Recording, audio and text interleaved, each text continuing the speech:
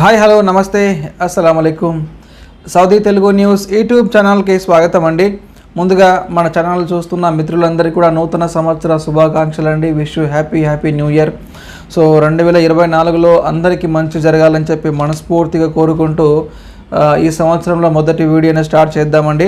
ముందుగా అప్డేట్ విషయానికి వస్తే గత డిసెంబర్లో మా సర్కిల్లో దాదాపు 3 తెలుగు వాళ్ళు సౌదీ అరేబియాలో చనిపోయి ఉన్నారండి. సో ఒక ఆయన వచ్చేసి రోడ్డు యాక్సిడెంట్లో చనిపోయారు, మరొకరు హార్ట్ అటాక్ వల్ల చనిపోయారు, మరొకరు ఆత్మహత్య చేసుకొని చనిపోయారండి.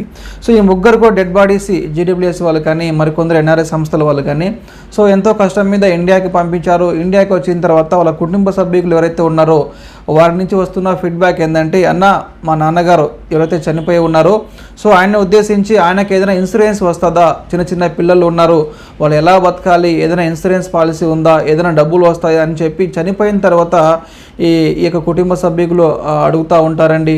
సో మనం గతంలో కూడా చాలాసార్లు చెప్పి ఉన్నాము, ఆంధ్ర వాళ్ళకి సంబంధించి ఏపీఎన్ఆర్టీఎస్ ఇన్సూరెన్స్ పాలసీ ఉంది. ఇన్ కేస్ మనకు సౌదీ అరేబియాలో కానీ ఇతర గల్ఫ్ దేశాల్లో కానీ మనకి ఏదైనా అయితే మన కుటుంబ సభ్యులు ఎవరైతే ఉన్నారో వారికి దాదాపు 10 లక్షల వరకు ఆర్థికంగా ఏపీ గవర్నమెంట్ ఈ యొక్క ఇన్సూరెన్స్లో పాలసీ ద్వారా మనకి ఇస్తూ ఉంది. దయచేసి అందరూ ఈ పాలసీ చేసుకోండి అని చెప్పి చాలాసార్లు చెప్పి ఉన్నామండి. సో మళ్ళీ చెప్తా ఉన్నాను, ఆంధ్ర వాళ్ళకి మంచి అవకాశం ఉంది. ఏపీఎన్ఆర్టీఎస్ ఇన్సూరెన్స్ పాలసీ కేవలం 550 రూపాయలకు మాత్రమే 10 లక్షల వరకు మనకు బీమా అనేది వర్తిస్తూ ఉందండి.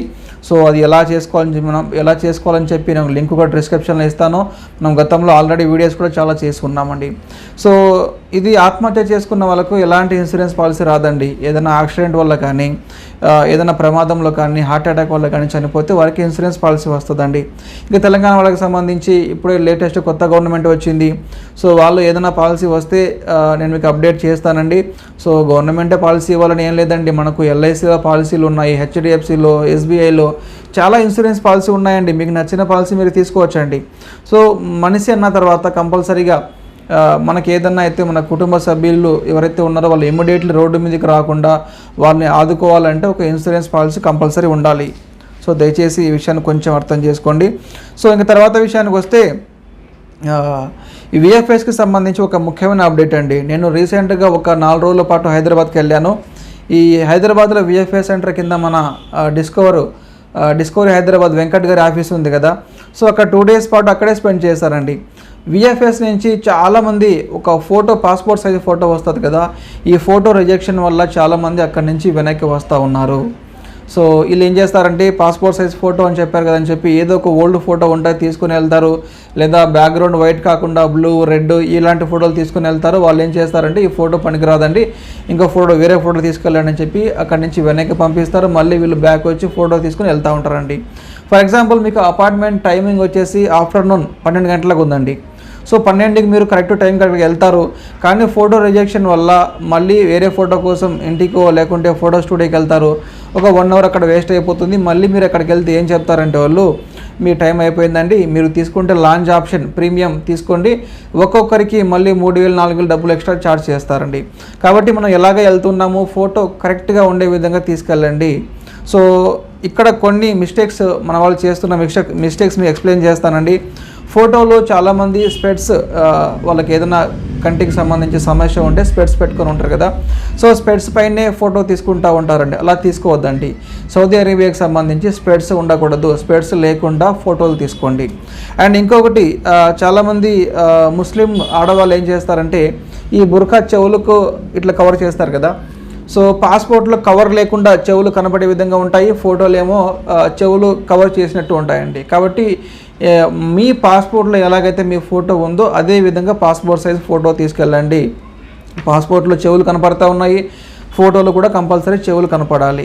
సో మీ పాస్పోర్ట్లో చెవులు కనపడకుండా కవర్ చేసుకున్నారో ఫోటోలు కూడా సేమ్ అలానే ఉండాలి.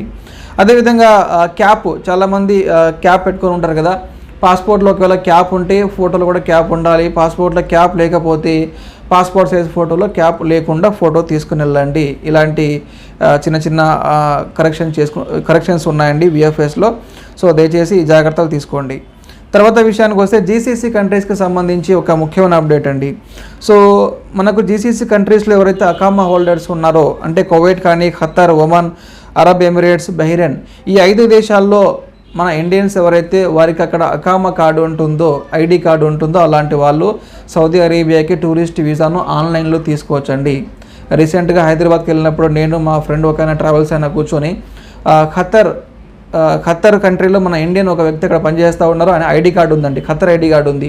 సో సింపుల్గా $110 మనం ఆన్లైన్లో పే చేసాము. ఇమీడియట్లీ 10 నిమిషాల్లో మనకు సౌదీ అరేబియాకి సంబంధించి టూరిస్ట్ వీసా వచ్చేసిందండి.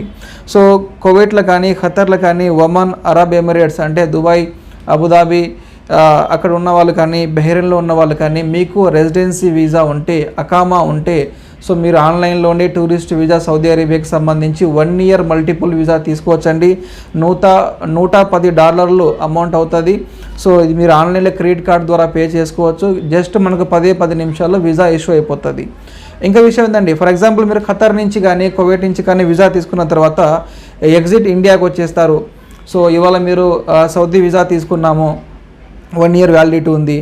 సో ఒక 2 మంత్స్ తర్వాత, 3 మంత్స్ తర్వాత మీరు ఖతర్ నుంచి ఎగ్జిట్లో ఇండియాకి వచ్చేస్తారు.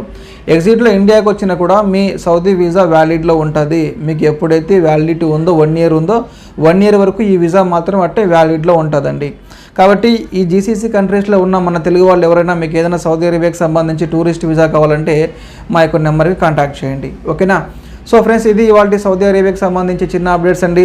ఇన్షాల్లా రేపటి నుంచి కంటిన్యూగా వీడియో చేద్దాము. ఈ సంవత్సరం అయినా సరే కంటిన్యూగా వీడియో చేద్దామండి. Okay, thank you so much.